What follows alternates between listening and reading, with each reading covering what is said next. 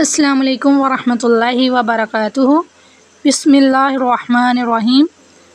23 जुलाई 645 ईस्वी को जब यजीद पैदा हुआ तो उसकी माँ मैसून की तलाक हो गई।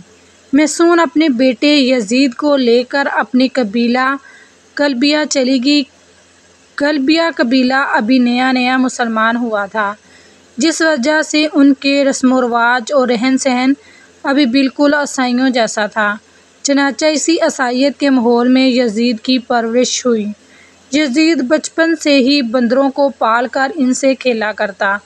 जब बड़ा हुआ तो इसने शराब पीना, शतरंज और बेहयाई के कामों में भरपूर हिस्सा लिया।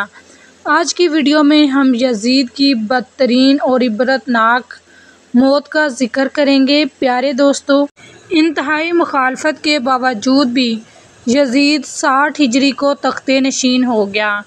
तख्त पर बैठे ही यजीद ने मदीना के गवर्नर उत्बा को ख़त लिखा कि अब्दुल्ला बिन ज़ुबैर, अब्दुर्रहमान बिन अबी बकर, अब्दुल्ला बिन उमर और सैयदना इमाम हुसैन से मेरी बैत ली जाए।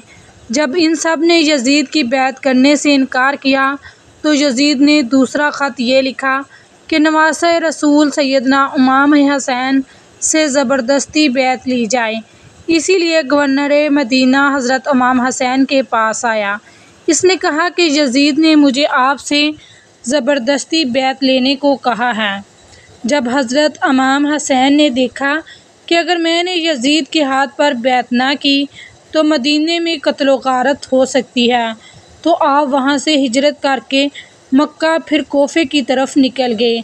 हज़रत इमाम के साथ आपके घर वाले और कुछ सहाबा कराम भी मौजूद थे, लेकिन 18,000 कोफियों ने हज़रत इमाम हुसैन की बैत तोड़ दी, जिसके बाद से मैदान करबला का वाक़या पेश आया था। मैदान करबला का वाक़या ही यजीद का सबसे बड़ा गुनाह माना जाता है। जब यजीद को पता चला कि हज़रत इमाम हुसैन कोफे की तरफ आ रहे हैं तो यजीद ने अब्दुल्ला बिन ज़ियाद जैसे सख्त दिल गवर्नर को कोफा में मुकर्रर कर दिया। इनको यजीद ने कहा था कि हज़रत इमाम हुसैन से बैत लो, अगर वो मेरी हाथ पर बैत नहीं करता तो इनसे जंग करो। अब्दुल्ला इब्ने ज़ियाद के हुक्म को मानते हुए शमर और इब्न बिन साद ने करबला के मैदान में सैयदना हुसैन और इनके साथियों को 3 दिन तक कुछ खाने पीने को ना देते हुए इनको शदीद प्यास का एहसास दिलाकर इनको शहीद कर दिया गया। मैदान करबला में शिमर जैसे बदबख्तों ने ऐसा जुल्म किया जिसकी मिसाल तारीख़ में मुफ़स्सिरीन लिखते लिखते आंसू बहाते हैं। मैदान करबला में सैयदना हुसैन को शहीद करने के बाद इनकी औरतों को भी कैद कर लिया गया, बच्चों को भी कैद करके तरह तरह के जुल्म सितम ढाए गए। जब सैयदना हुसैन का सर मुबारक यजीद बदबख्त के सामने लाया गया तो उस कमीने ने आपके सर मुबारक की बहुत तौहीन की। यजीद ने सैयदना हुसैन के सर मुबारक को देखकर ऐसे ऐसे अशार पढ़े जिसको बयान करते हुए बाज़ तारीख़दान यजीद को काफिर भी कहते हैं। आखिर क्या वजह थी कि यजीद ने अबैदुल्ला इब्ने ज़ियाद, शिमर और उमर बिन साद को अहले बैत को शहीद करने की सज़ा क्यों न दी गई? क्यों वाक़े करबला के बाद भी यजीद की मौत तक अबैदुल्ला इब्ने ज़ियाद कोफा और बसरा पर यजीद की तरफ से हुक्मरान रहा? ऐसे वाक़यात के बावजूद भी इब्ने ज़ियाद जैसा शख्स अपनी मुस्निद पर बरजमान रखने की वजह यजीद के पास आखिर क्या थी?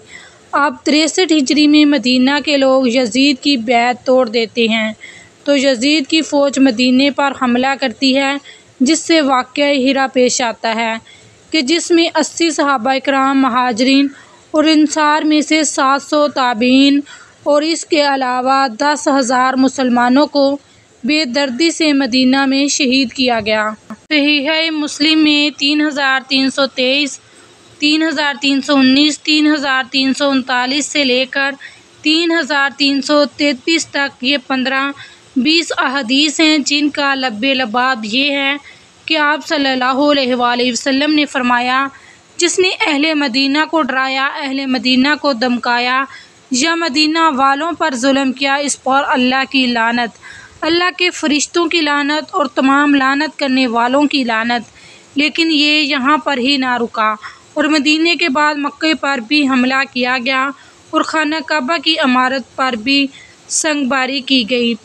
बस फिर यजीद को दी गई अल्लाह पाक की मोहलत ख़त्म होती है। अब इस जालिम, फासिक, फाजर और शराबी की मौत आती है। इसकी मौत के मतलब 3 तरह की रवायात तारीख़ी कुतुब में मिलती हैं। इसकी मौत के बारे में पहली रवायत ये है कि यजीद एक रोमी नस्ल की लड़की पर फ़िदा हो गया था। यजीद ने इस लड़की के सारे ख़ानदान को कत्ल करवा दिया था, लेकिन इसके बावजूद भी यजीद इस लड़की को हासिल न कर सका। एक दिन वो लड़की यजीद के महल में आती है।